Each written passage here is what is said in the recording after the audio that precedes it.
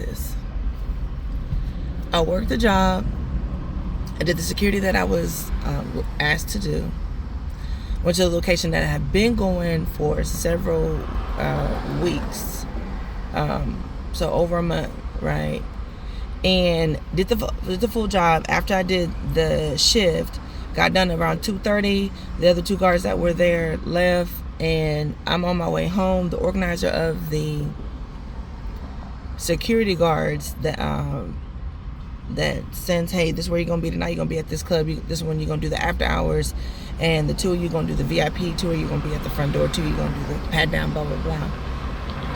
That dude then had called me days earlier and said, hey, I'm sending a car to your house.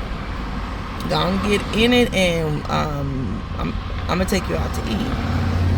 And I'm looking around, I'm sitting in my house, and I'm just like, but you're just gonna beat me over the head and then just drag me out or whichever, because I'm someone that you can communicate with. You can ask me, hey, you interested in me, to the point to where you would like to date me, and which and the answer would have been no. Because it's not because he's younger, because he a different style, and that's not what I got going on over here. Nor is it something I want to uproot and go invest in, take me and my kids and go live and be a part of, because and he may not have been thinking about that. He may just been like, hey, I want to just start going out with you. No.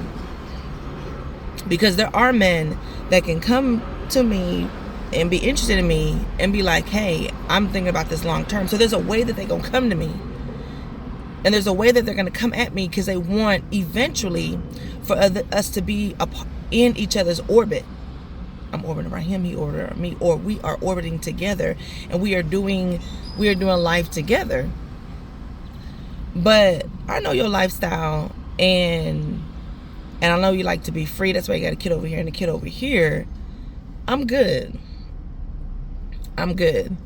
And it was flattering, but no thank you. Hung that conversation up. 2-3 days later, I'm at the post, which is front door at this club. He brings another female officer there. In security, you really don't need more than one female officer. If you need a female officer, that is because the patrons of this business, many are female, and we want a female guard to do the pat down. That's why I was there. Then it turned into, oh, she there and I'm there. Okay, well, we're still able to get the job. If a female officer is there, we're still able to allow business to flow. Sometimes when there's just a male officer there, then business can flow, but it's going to be stunted if there's women, or you'll just have to make some changes and some amendments. But I know your security isn't as top tier as far as like going through and searching everything, because you had didn't get the woman. But sometimes that's not even necessarily true. Sometimes men don't have no problem doing the pat down, and the women still coming there. They don't make no complaints. They getting the pat down by a dude. But whichever. A lot of people, because the area that they know that they're going, they don't even expect the same rules to apply in every other area of their life. So whichever. So I'm at the club. I get there, and then all of a sudden there's a woman there, and I feel like it's because he called me and was talking some personal stuff. I declined. Now he got a woman there. This entire time, it ain't been like that. Now he got a woman there. I said, oh, okay, cool. I stayed, and I didn't talk to the organizer of the security. I talked to the owner of the club, one of the owners of the club. One of the owners is Spanish. One of the other owners is a Black American male. What I did was to go to him and say, hey, do you need my services tonight? He said, yeah. He said, yeah, you are one of the attractions here. I was like, attraction? He said, yeah. He's like, you be cracking jokes and stuff when people coming through here, and they just be talking about it. It's actually just something they just be chit-chatting about in here, and so they've been doing it. So yeah, we actually want you here. So I was like, all right, good, cool.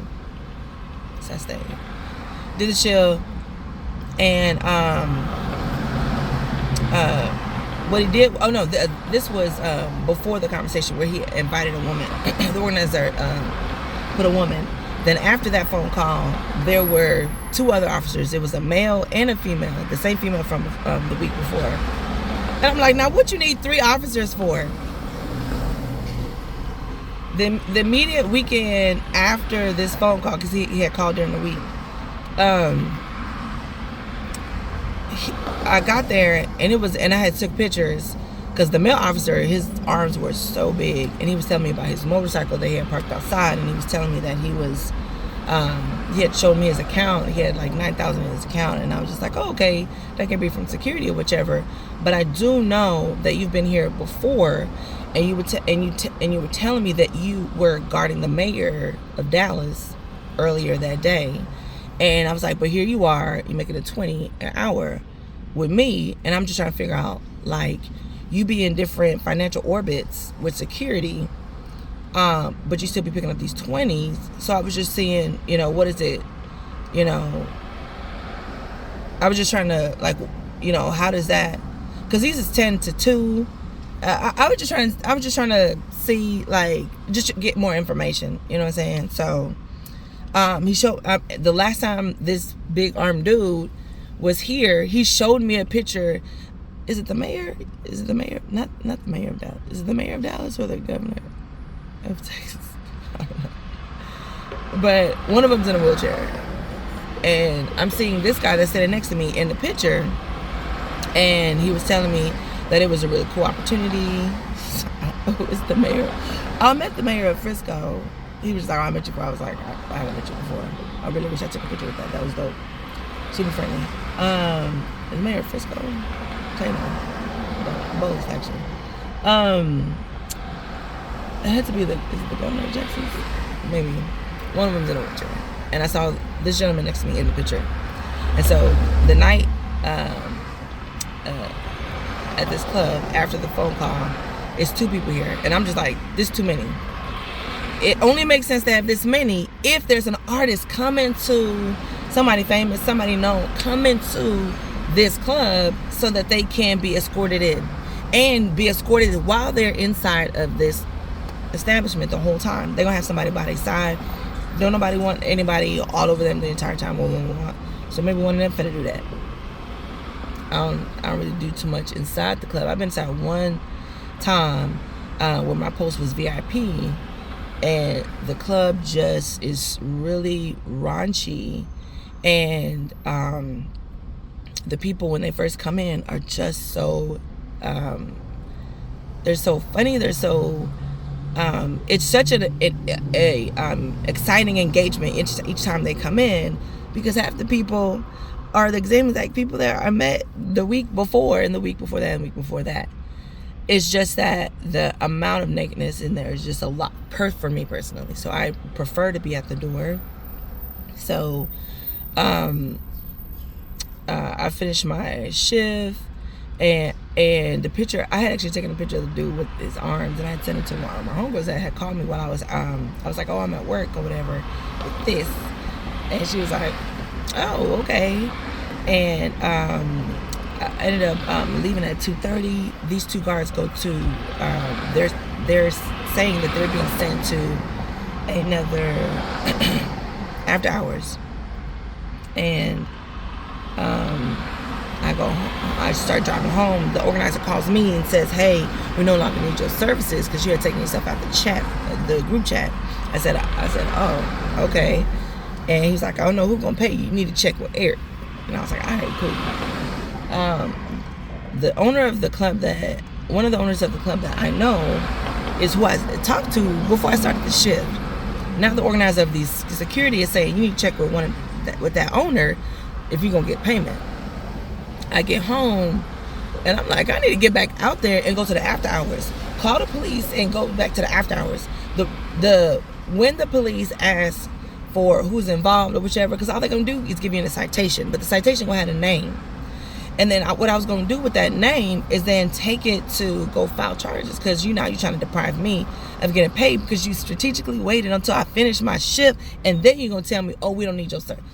Okay, I don't gotta go back there but you're gonna pay me for me standing out there and doing my job like you use me.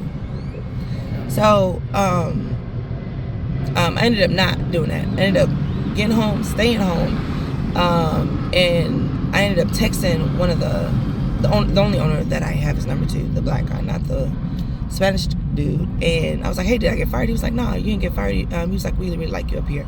He was like, text me your hours. I said, okay, cool. Text him my hours. I was there from 10 to 30 a.m. So that should be $200.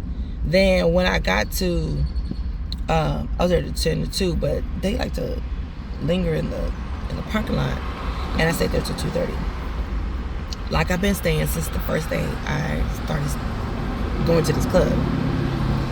Mind you, my whole introduction to this club was the organizer of this security group chat. The organizer of this security group chat told me, he had called me. He was like, hey, get in this chat. Why you not in my chat, my group or my chat or whatever? I was like, he was like, get in there and I'll be throwing some shifts over to you. I was like, all right, okay, cool. 2 or 3 months later, he had texted me one night about doing something at a club, and it was a Thursday, and I was driving out there, and I'm looking at the text, and they talking about, oh, this club not even open because of something that was being honored. I think it was a holiday, and so because of that, people don't really go out. And turns out that club didn't open up on that day. So the organizer was just like, okay, well, just meet me at this gay club. So the organizer gave me the address, and I drove out there. When I drove out there, he hadn't made it there yet. I get there, I know one of the owners. I say, hey, what's up? I was looking for the organizer. He was just like, oh, he not here yet, but you can stay. 20 an hour good? I said, yeah, done, just like that. Stayed. Now, I'm not here, so I'm not here through him. But it's my choice. It's my choice if I want to honor. This guy gave me this address. And this organizer was going to come in only protecting, not doing the door, not doing nothing else. He was only, he got this club information because he is going to be guarding the artist that's coming through here. So, but because I got there earlier, and because I know the owner, one of the owners, the owner established with me, you wanted to work the door. He said, we need a female. He said, because there are not a lot of females that come in here, but I can cover that if you're here. I said, okay, cool. He said, even if no male officer shows, but there was a male officer standing right there. He was like, even if no male officers come. So he was talking about even long term. He wasn't even talking about just that night. So it was me that decided, thanks for giving me this introduction, but he told me I could stay here. So the whole reason the organizer even asked me to come out here, he was like, hey, come see what I do. He wanted me to do maybe level 4 work and see him protect this artist. I was like, all right, cool. I never really got that with the security company he and I worked with when we first met. So I was like, okay, cool. So I went out. I was already not only was I already dressed, I was actually about parked so I can get on the highway, but I had to stop because I saw the messages loading saying the original location not even open. So now I'm at this new club. The organizer drives up, and I let him know I'll be working the door. He was like, okay, cool. You'll still be able to see me whichever. I was like, all right, cool. Let me be honest. I wasn't interested no more. I don't want anybody that's coming out here. I don't want to do it. So, I feel like the possibility of fighting is higher with this particular community. So I'm good. I'd rather do the door, but I'm checking IDs, pat down, checking purses. That's literally the extent of my job. Just delineate all duties into that, right? So that continues on for over a month. up until this organizer is like, hey, we need to be together. And I'm like, that's so flattering. No. So the next time I'm out there, following that phone conversation, there are 2 other guards at the door. And before I start my shift, I talked to the owner, just like I did verbally in conversation with one of the owners. Hey, you need me? He said, yeah, you specifically. That made me feel good. It wasn't like, I mean, you can stay. It wasn't like that. Because you can stay is like, what would I have the confidence that I'm going to get paid? Like, it's late. Like, I bet I'm risking it. You know what I'm saying? If he's like, I mean, it's up to you. You know what I'm saying? So, 2:30, I leave. 3 o'clock, I get a call. Hey, your services are no longer needed. That's the organizer calling me, telling me that. I get home. I text the owner of the club. He's like, oh, we have no issues with you. I was like, all right, okay, cool. A week go by, I didn't get paid. And I was like, hey, I still haven't got paid. Are there any issues? And he was just like, no, let me see if I can get you guys in a meeting. I said, oh, okay, cool. Another week go by, and I say, I text him and I'm just like, I didn't get that meeting, and I'm talking to you because you're just more civil. I asked the owner of the club, one of the owners of the club, did you pay for 3 guards that night? He said, I can't discuss with you what I do with my vendors and how we do this or but I can tell you I paid for 3. If he's choosing this or choosing that, that's his choice. That's on, you gotta talk to him about that. Now, I know that the emotions of this owner can do this and he'll say a lot of things. And so, because I can ask direct questions and get direct answers with the owner of the club, and I got his number, I was just calling him directly. So, last week, and it's April, 9th today, or April 9th, April 10th, I went down to the courthouse. And I went to the county courthouse, and they were just like, oh, is it over $20,000? I was like, no, it's not over $20,000. They was like, okay, well, if you're talking about a matter and it's less than that, around 200, you need to go to the Justice of the Peace. So they gave me a sheet of paper, one paper, and it listed all the zip codes that have the Justice of the Peace for this and just for that. So I looked for my zip code, and I drive over there. When I get there, they said, not this one, not for you. This is where you live at. You have to go to the Justice of the Peace where it issue. I was like, oh. And while I was there, this white man was just standing there talking to me, and he was positioned in a place where I was just like, and he was giving me all this information. He was just like, and he was like, he just brought out a highlighter that he just happened to have. And he was just like, don't go to this particular one. I work for the Dallas Volunteers lawyer, some of that nature. And he was like, this guy tends to be too harsh. This guy's lenient.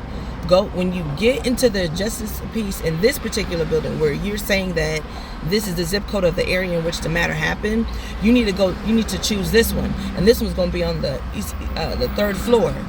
And when you get in there, you need to tell them that you don't have any cash, and you need to tell them that you need a document that says inability to pay. And I was like, oh, okay, cool. He's like, so file your matter, and then also get a document that says inability to pay. And then when you do the inability to pay, anytime you have any kind of corrections that you need to make, because you don't even have all the information, you're using the address of the club, but you need to use the address of both of these 2 individuals. And he was like, file them together. And I was like, yeah. This dude was just coming. I would love that to happen every day of my life. People just come up to you and just give you information. This is what you need to do. This is what I done already been through this, or I'm a volunteer. And so he was just pouring out information. I probably had to Google or whichever. I don't know. You know, I could have just Googled it or whatever. But who knows that you're even Googling the right thing, the right question, or whichever. So I just took his advice, went to the different justice of the peace and filed an inability to pay document and a see, when I was at the courthouse, they called it indigent, which is equivalent to the same thing. It's just a term. But inability to pay is a phrase, but same thing. So I don't know, maybe it's just called different because it's a different amount of money. But I'm now at the Justice of the Peace, which they have these local principalities, municipalities, or whichever. I don't even know the correct use of the term, but that's more local, and I can go there because of the amount. So I went there, third floor, filled out both documents, submitted them, and again, and I made a video on this. Why this woman was so rude to me, you don't know me. Just blatant. So you know them or not? Do you know their address? So you trying to file something and you don't know these people's address, right? I don't know how I'll get their physical address, and I don't have to know their physical address. I need to know I have their name, and this needs to, because even if you had their address, what if it was somebody that I work with? How would I get their physical address? So I don't know. She was looking at me like I'm stupid. I'm just looking at her like, dang. Just hold on. You need to have some kind of decorum. This is a public establishment, and you are welcoming strangers. I know for a fact you ain't using this. She may be using this tone and this energy on everybody, but I know for a fact you ain't use this when you was doing your interview. I know they ain't out here hiring crazies, but this is constant and consistent. Black women that work in these public buildings, have it be in their downtown or in these local principalities, it is just rude. When you do get a nice one, because I remember going to file for public assistance. I needed some financial assistance. I was trying to apply. I didn't get any, but I was trying to apply. There was a woman, and she was just sweet. She said, let me see what I can do. I said, okay, great. And then she was like, have you ever tried to take care of your kids by paying for a bus or whatever? And I said, yeah. She was like, girl, you got to add that. These are expenses that eat away from your check. When you eat away from, and just giving me that information and then adding it, all of a sudden I got qualified. That time, then the next time, they was like, girl, no, as long as you're working, you need to be able to pay for everything. No, just because we're all working at different financial, getting different payments. Amounts, which means that she's working, I'm working, but she's able to take care of everything because she's making a significant amount of more, and I'm working, but I'm able to take care of rent and utilities, but I also like to eat from time to time. So it's just boldly rude. I don't know why, but they are. And I'm a black woman, but I don't know. It's just excessive. But also avoidable. So anyway, I filled out the document, and and that was last week. Maybe Wednesday, maybe Thursday. Yesterday, which was Wednesday, so a week later, I'm getting calls all day and afternoon and evening from one of the owners. And that's because the organizer is blocked. He's been blocked for months, but not on that GroupMe app.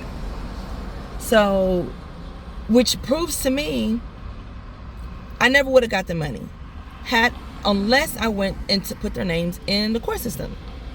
I never would have got my little 200. But let me tell you something. This 200, there's a bill finna be taken care of right here, right now. 200. They sent me a bill, then I start worrying, and I start getting frustrated. Then I start getting, I'm gonna do this. I gotta get more hours. Look at my account. Oh, it didn't took up because I had to buy gas. Oh, I needed some more pads. Oh, and I was about to get this 200. That's why I went, so I could get paid.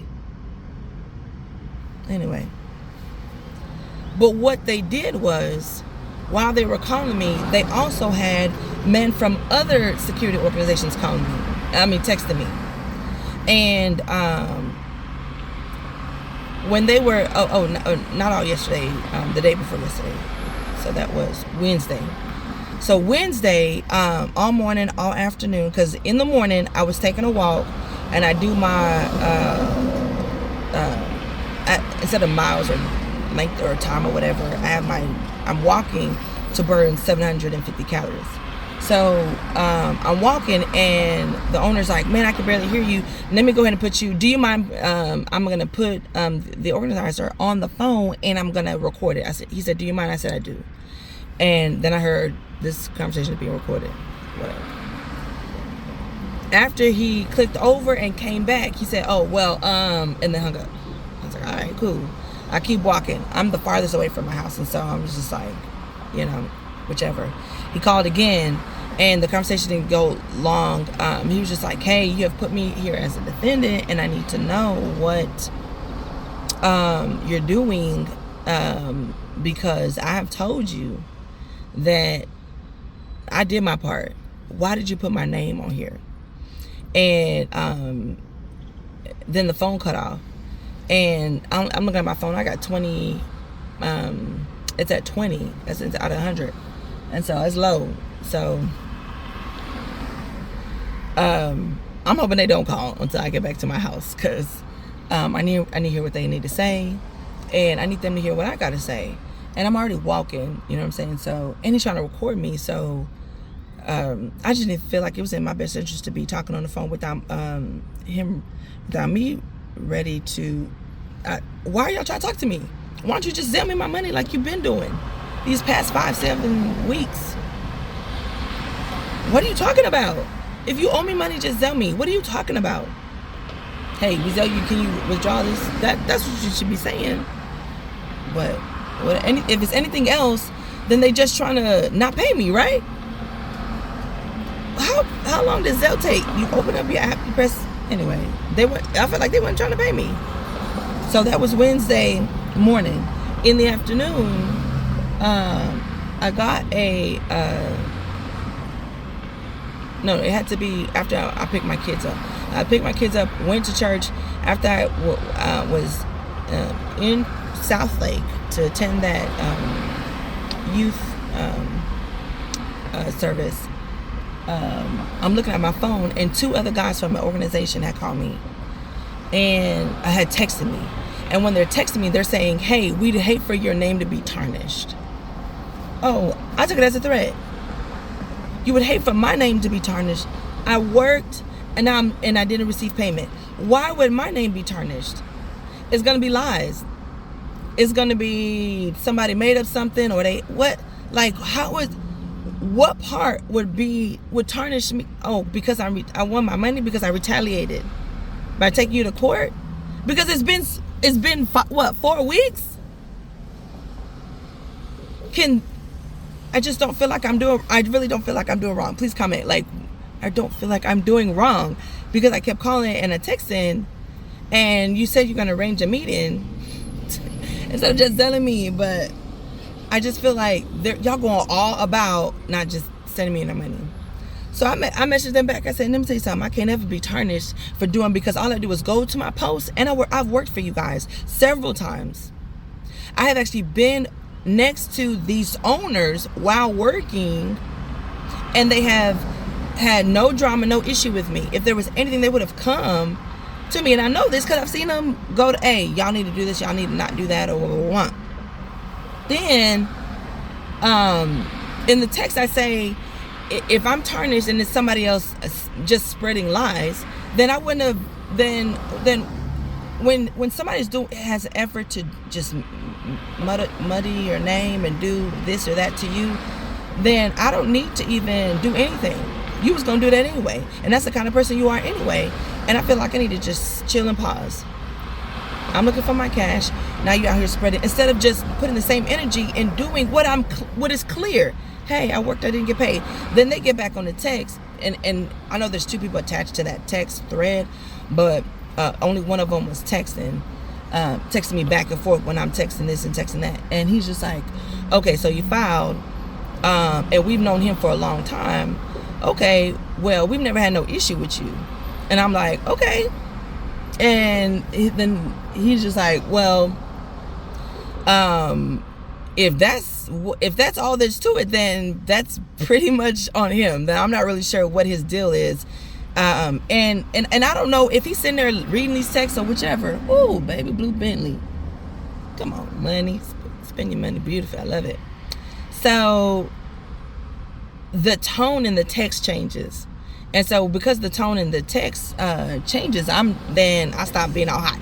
And how my reputation gonna be tarnished or whatever, I'm ready to withdraw from, the group I'm with y'all over there. Because the reason why I withdrew from the group me is because I was at another gig and the organizer was just like, hey, why aren't you there at the club?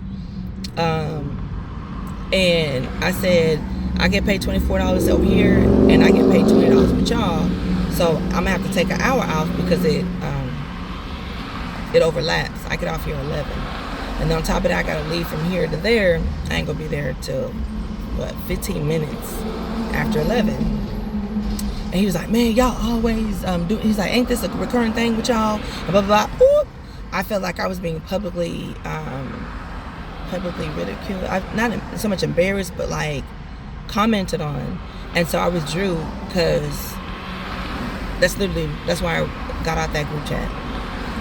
When I got to the club that night, he spoke to me and was just like, no, that was for everybody, because I'm also having other individuals take on other gigs for money here, money there, and they don't tell me till last minute. And I was just like, well, that's literally what I did, and it was because of more money, and it just made sense to take that gig, because it was a full 8 hours, and this one is 4, and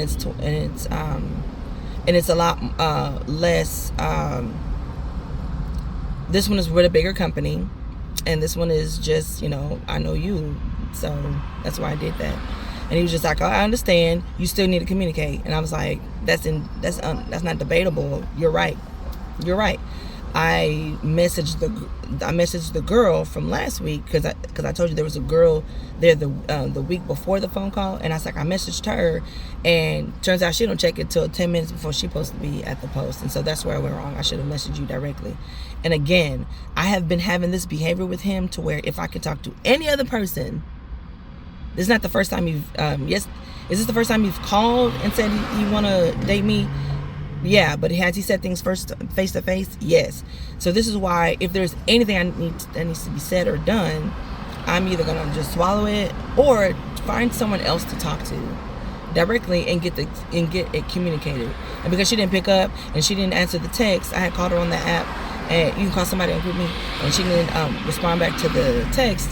I left it, and that's not right. You know what I'm saying? So glory be to God. Glory be to God.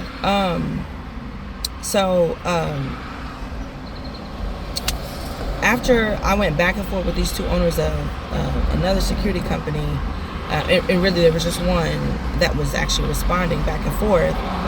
He was just like, well, it sounds like that's on him, because what you're saying goes in tow and in line with your behavior anytime you've done any of the gigs here in Dallas and the one in Austin. So it just makes more sense. And so we heard his plight, and he wanted us to talk with you, but what you're saying just sounds so much more logical. They were like, he was like, how did you do it? I was like, well, I went downtown. He was like, oh, okay, well, I'm trying to file a lawsuit about it. And then I literally we started texting about something he's trying to do, and he needs the same. I was like, well, because I was like, is it less than is it $2,000 or $20,000? They told me, I was like, no, it's 200. So I was like, you need to go justice of peace. He was like, no, it's thousands. And I was like, okay, well, then you need to go downtown. So when you go downtown, you need to go to this building. When you go to that building, you're going to go through the security, and then you need to make a right, go all the way down. And it's going to be on the first floor, but you need to go there and submit your paperwork. But you're going to get the paperwork on the 7th floor. When you go to the 7th floor, you talk to the people in the behind the glass, and they're gonna stop you, and they're listening to you to know how to classify, what paperwork to go get from behind them.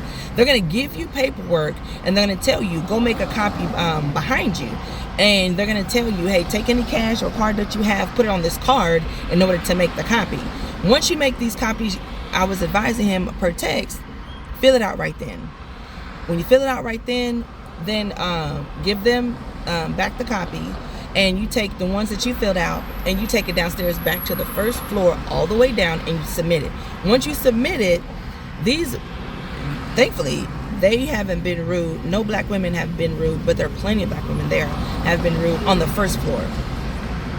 On the second, third, and fourth floor, especially the fourth floor in that building downtown Allen, they rude. Some are nice and some are rude, but just when I say rude, I'll ask a question. They'll be like, no, does that mean that you, okay, so do you have it or not? And I like, they're impatient. That's what I mean. Impatient, and they're loud, and I just have to know everything before I go in there.